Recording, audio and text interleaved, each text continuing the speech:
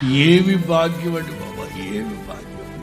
దేవుని మందిరానికి ఎదురుగా మనం ఇల్లు కట్టుకుంటే ఎంత ఆశీర్వాదమో తెలుసా. కొంతమందికి దొంగ సచ్చిన వాళ్ళకి తెలిసావుక అయ్యారు ఈ దేవుని మందిరం నీడ పడకూడదంటగా. ఏ అంటే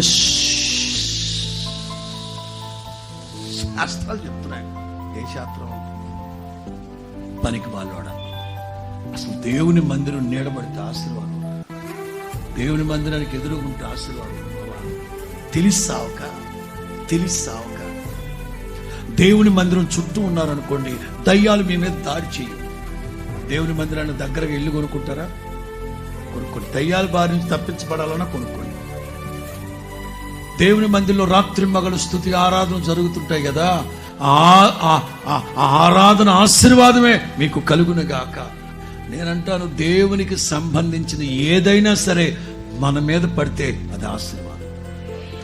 అరే సేవకుడు నీడబడితేనే సచ్చినోళ్ళు లేచి కూర్చుంటా ఉంటే, ఇక మహాదేవుని గొప్ప మందిరం నీడబడితే ఇంకంత ఆశీర్వాదం. Download ShareChat.